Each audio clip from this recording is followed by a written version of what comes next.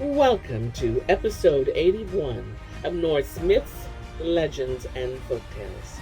My name is MyLinda Butterworth, and today we learn how Dietrich's many victories against the giants land him in Jeraspunt and winning the hand of the Queen Virginal as his bride in Virginal, Queen of the Mountains.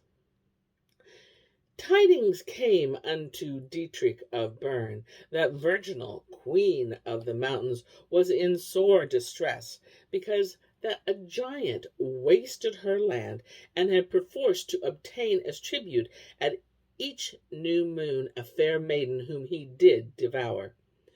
The prince set forth with old Hildebrand to give aid to the queen, who had great beauty, and ruled over those dwarfs and giants in the Tyrolese mountains that never sought to do injury unto mankind. Her oppressor was named Orkise, whose son was Janibas, an evil magician. As the two heroes rode through the forest, there came unto them a dwarf, whose name was Bibung. He guided them towards Jeraspunt, where the queen had her dwelling. But when night came, he vanished. Snow fell next morning, and the nights were parted one from another. Ere long Hildebrand heard bitter cries, and he beheld a fair maiden, who had been taken to the forest so that the giant might obtain her for tribute. Fairest was she of Queen Virginal's maidens. The knight proffered his protection and vowed to rescue her, whereat her heart was filled with gratitude, and her eyes with joy tears. Soon the forest was shaken with dread clamor, for the giant was coming nigh with his dogs to possess himself of his prey. Hildebrand drew his sword. Not slow was he to enter the conflict, and ere long he slew the giant, and put to flight his evil son Janibas. The maiden returned with glad heart unto the queen, and gave tidings of how the giant Orkise had been slain. There was great rejoicing in the castle, and eagerly did Virginal and all her people await the coming of the heroes. Meanwhile, Dietrich fought with many of the giant's followers. The clamor of battle resounded far and near, and when Hildebrand hastened to his aid, the horde was overcome. Many were slain, and many made escape. Together did they get upon their way towards the palace of Jeraspunt. Darkness came on, and they rode to the gate of the castle of Orkise, deeming it theirs by right of conquest. But small hospitality were they shown. No sooner did they demand entrance than fierce giants issued forth against them. Heavy clubs they bore, and they smote fiercely, but soon they were overcome by the valorous heroes. Then appeared a black horseman. He spake in a strange tongue, and the giants sprang up out of the earth to continue the fight. As they were cut down, others took their place, and when all the giants were slain, hissing snakes and nameless reptiles issued forth against Dietrich and Hildebrand, so that they had to fight constantly throughout the night.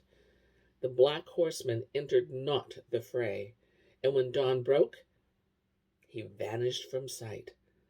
Then did the heroes enter the castle, and set at liberty 3 of Queen Virginal's maidens whom they found there. Now during the night the heroes slew a fierce dragon. It carried in its jaw a brave knight whose name was Rentwin, and with him did Dietrich and Hildebrand journey toward his father's castle. There they did remain until their wounds were healed. Thereafter the prince and his veteran companions set forth with Rentwin and his sire towards Jeraspunt. Eager was Dietrich to behold the fair maiden Virginal. He spurred his steed, he rode in front, and ere long he was lost to his fellow knights. 'Twas ill for him that he waited not for them, because the way was strange and wild, and he wandered from straight path, so that it chanced that he came unto the castle of Dutnitger, called Murter. Now the Duke had many giants, and when one of them issued forth, Dietrich asked of him to be guided unto the palace of Queen Virginal.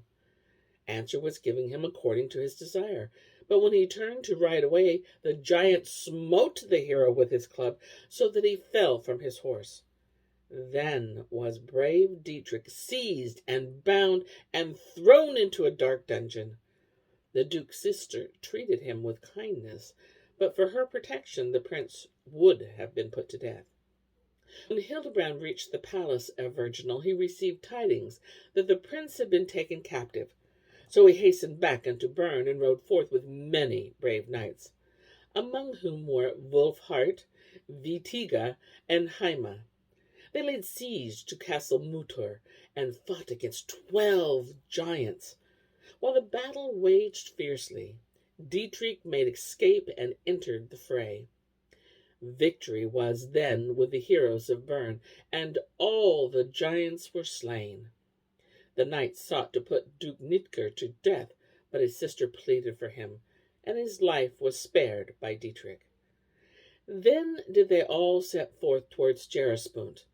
On their way they beheld a dwarf riding towards them. Unto Dietrich spake the little man, and he told that fierce Janibas had surrounded the palace of Queen Virginal with a great army, and made demand of all her maidens and the magic jewel in her crown, which gave her power to rule over all her subjects. So the heroes pressed onward. They climbed the mountains over ice and snow, and soon they heard the fierce clamor of battle.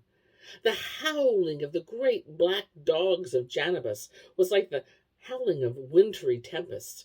Strange monsters fought there, and the queen's defenders were in sore straits.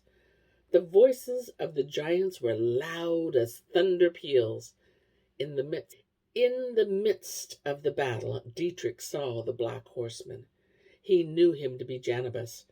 An iron tablet he held in his hand and wrought spells upon it. The prince sprang upon him. His sword flashed fire. He broke in pieces the iron tablet and slew the dread worker of evil. Then pealed the loud thunder amongst the Tyrolese mountains. The glaciers were sundered, and avalanches fell upon the evil army of Janibas, which suddenly vanished from sight. Soon was there silence and peace, and an end to that dread conflict. Queen Virginal sat alone, high-throned in her mountain palace, unmoved and beautiful. Brightly gleamed the jewel in her crown. A glistening silver veil was drawn round her body, and her maidens crouched, trembling, at her feet. When the battle was ended, Dietrich made approach, and she called him hero, and greeted him with love. "No longer can I reign here in Elfland," she spake. "Thy great deeds have I beheld, and for thy sake I shall leave my home and my kingdom, and henceforth live among men, for I shall be thy bride, and love thee so long as life may last." Then were Dietrich and Queen Virginal wedded there with pomp and ceremony, and elves and heroes feasted within the mountain palace, and drank wine and made merry. Ere long Dietrich and his bride and the brave knights journeyed together to Bern, where they were received with acclamations by the people. Dietrich and Queen Virginal lived happily together, and when King Dietmar died, the prince reigned in his place. Then was there peace within the kingdom. But evil was being wrought in another land, and it was fated that King Dietrich must become a fugitive among men ere he could triumph completely over his evil foemen. And here is where I end my tale for today. But I'll be back with more tales, many more tales. Until then, my friends, enjoy the journey.